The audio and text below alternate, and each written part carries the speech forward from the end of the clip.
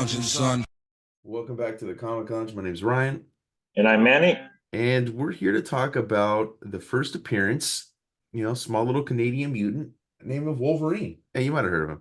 Debuting in Hulk 181. This is the issue we're talking about. Technically, if you want to say the first actual visual appearance, it would be Hulk 180. I'm not gonna start that argument here because people's first appearance, I don't know. To me, first appearance, the first time you see him. And I just read Hulk 180 leading into this. So, I mean, he is in that last panel, full-blown costume. But whatever, this is considered the first appearance of Wolverine. So we wanted to talk about it today. This is I believe, the 50th anniversary of Wolverine is 2024. So perfect time to be talking about him. Before we get into the comic, just want to remind everybody, if you're not already subscribed to the channel, hit that subscribe button, check out some of the dope content on the channel. We got plenty of videos going through old comics, new comics, there's interviews, indie creators, bunch of cool playlists you can check out. So go check that out, hit the subscribe button. And now let's get into Hulk 181 by none other than one of the greatest writers ever to put pencil to paper, or I guess finger to keyboard at the time. I don't know. Len Wein and Herb Trimpe are the creators on this. We got Jack Abel on inks, Glennis Wine on colorist, who was I believe the colorist on the last book we were talking about. Yeah, married to Len Wein. Interesting. Yeah. Artie Semick is the letter, and Roy Thomas is the editor. I'm not here to start a controversy, but there's been a lot of stuff going on the internet about creator ownership and who created. I'm of the belief that it was Len Wein and Herb Trimpe, and I don't think there's many people that would argue with that. But there is somebody else, and I'm not going to point fingers, but there's somebody else that's trying to claim co-creatorship and actually got that changed. But I don't agree with it. But that's a story for another day. I'll post my opinions on the internet. I don't need to fucking do it in the video. What a great first fucking image. Well, opening image of the issue. I love Wolverine's design here. Obviously, yeah, I love it too. Obviously, I think Cockrum kind of like tweaked it for Giant Size X-Men when him and Len Wein introduced, Colossus and Storm and Nightcrawler, all those great characters. Yeah. But I kind of dig the smaller mask. The whiskers, I think, are kind of funny. And call out, dude, to Herb Trimpe, dude. I love the way he draws Hulk. I'm a big Herb Trimpe fan. I mean, he was on GI Joe a lot, and he also did the GI Joe battle book illustrations too, which is like sort of like the handbook for GI Joe. So he did a lot of that. So like I was exposed to a lot of Herb Trimpe as a kid, before I even really knew how comics were created and knew to check out the names. But as I've gotten older, I realized that he's probably in my top 10 of artists.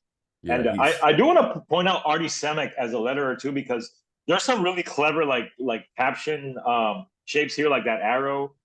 When I think back now, Artie Semick is a name that comes up a lot in like the bullpens and like in Marvel Age magazine. So I think he was one of the go-to letterers at the time too. So yeah, basically, like you said, what you have here in this issue is like probably a bunch of A-listers at the time, Oh, for sure.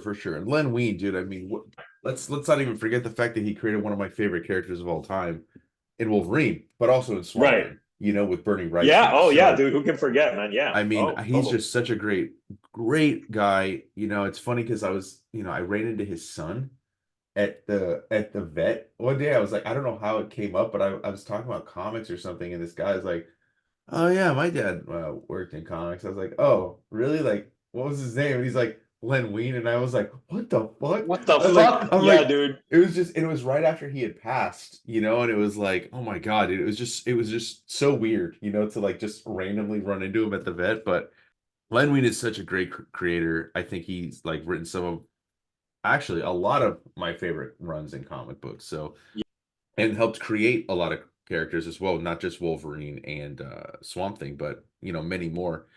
And I love this issue so much. Like going back and reading older comic books sometimes can feel kind of like a drag. But you know what? I was saying it the other day. I was talking with our friend Eli, and we were mentioning like, don't be so precious with like reading every single balloon necessarily. So yeah.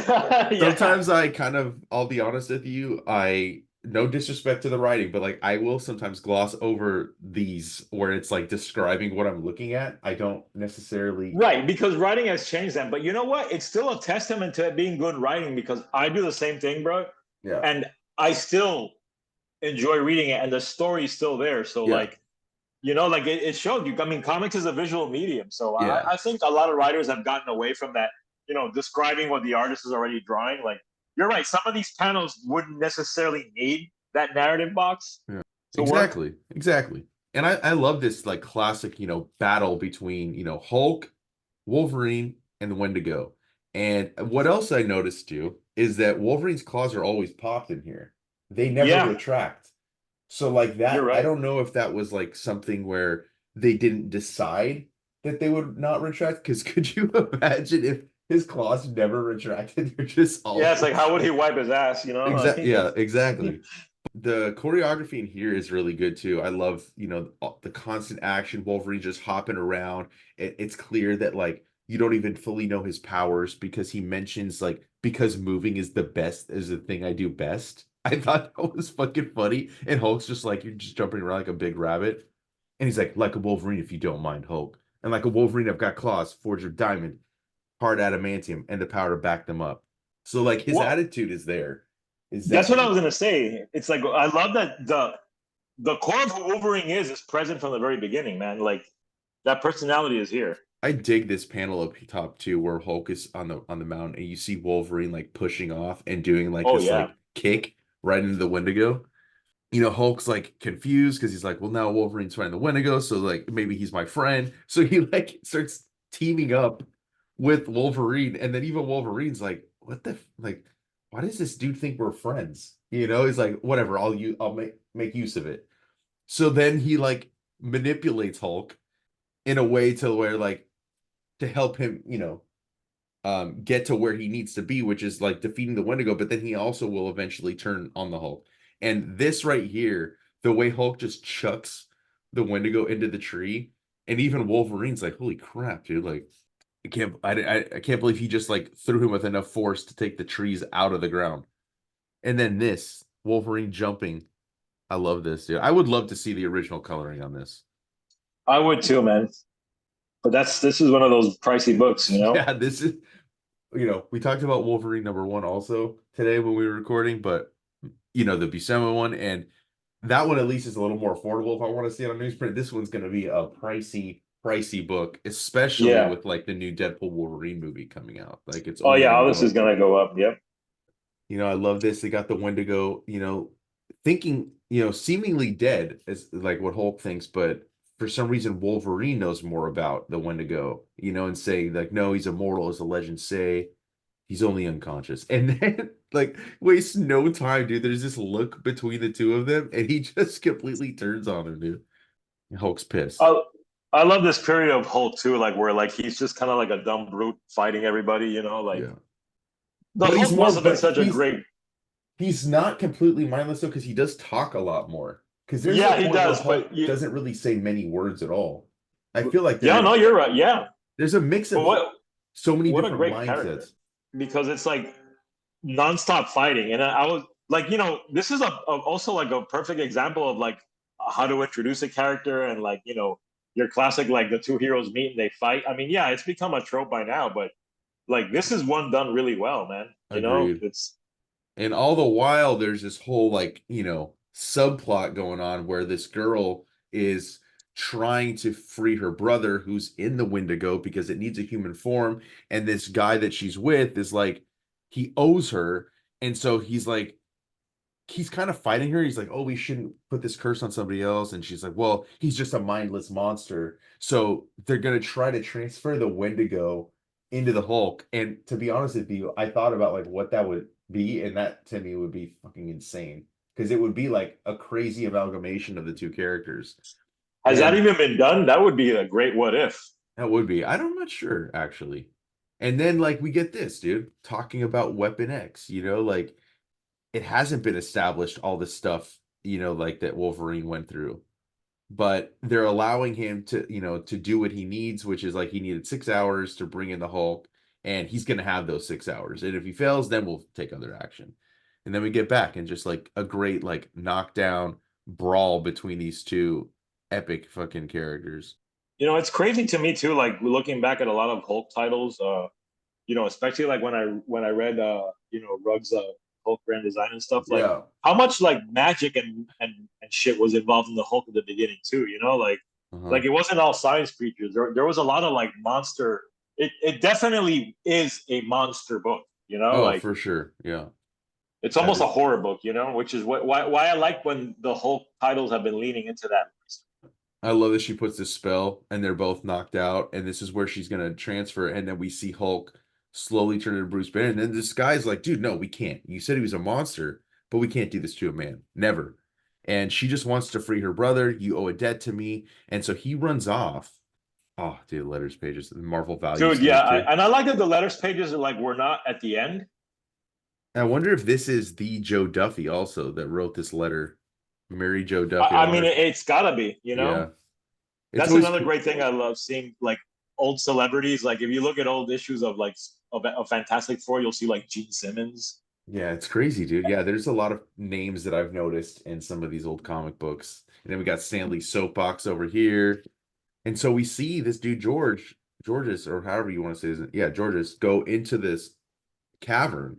And then we split back to here. Wolverine's all trussed up. We see Bruce Banner. She's about to tie him up. And then all of a sudden, dude, he hulks out.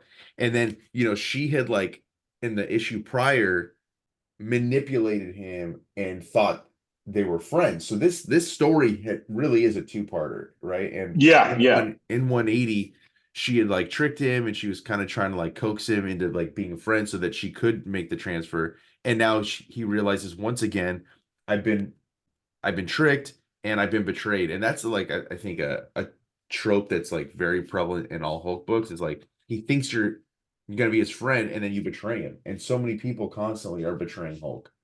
yeah. He's like a. That's what I think makes you empathize with the Hulk. Like despite him being a monster, is that he's kind of like a child, and people are always kind of fucking him over, and like he almost doesn't know any better. Like Mhm. Dude, I love this how he just chucks Wolverine, and that's really what Wolverine wanted because now he could break the chains, and then he goes right back at Hulk.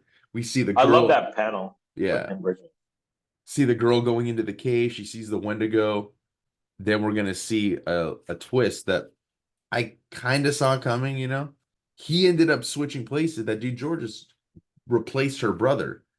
And then we see, which was kind of like I could kind of tell like he had a thing for her. And like so Yeah, he did it all to like give her what she wanted, but now she's obviously upset. I love the way Trimpe draws like Wolverine with his head like cocked back too as Hulk like throws him oh yeah, or yeah. punches him. Yeah. He tried to trick Hulk, but Hulk was smarter. Hulk was stronger. And that is why Hulk won. So good. And then it just kind of ends, dude. Like, I don't know Yeah, if like I don't think it's a three-parter. And I think they did a facsimile of Hulk 182, which I kind of want to pick up now because I kind of want to see if like is it resolved with Wolverine in the next issue because he's laid out, dude. And then Hulk goes yeah, after her and he's consoling her at the end. Pretty great issue, dude. Pretty great debut for a character too. yeah. And I I really want to love the get. red. I love the like red in the background, man. I want to get back to. I want to start reading like more of this early period of Hulk, and like Yeah. I'm a big fan of like old EC horror comics, and like the Hulk really had this kind of vibe to it for a very long time.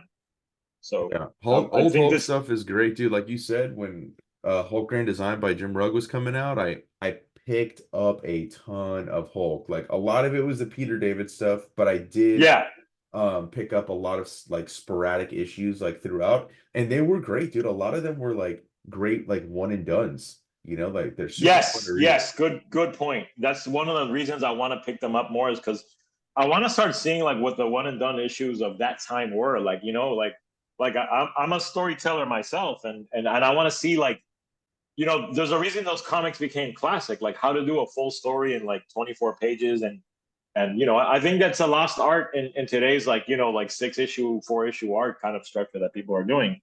So like I mean, and comics did this for so long, and I think the Hulk is a great example because a lot of it was like very monster of the month kind of thing, and I love that, man. Yeah. I mean, I think that look, some of these comic books definitely like from this period, Silver Age and stuff like that can feel dated, but it's like it's really cool it's also cool just to see where comics were and how they got to where they are now because some of these Yeah. stories are still regarded so well and some of them are great. Some of them feel kind of a little bit like a chore when I'm trying to read them, but I still can appreciate them for the Yes. history and stuff, you know? So I highly Yes. recommend picking up this facsimile. This is like this one's from 2019, but they've reprinted it again. I feel like they're just going to keep reprinting these facsimiles. So I'm here for all of them. Make sure you hit Same. up your shop, pick some of the other ones up. There's a bunch of them out there, Marvel, DC, some other publishers too. And make sure you like, follow, subscribe, hit the bell icon so you're notified every time a new vid drops. And on that note, we're out.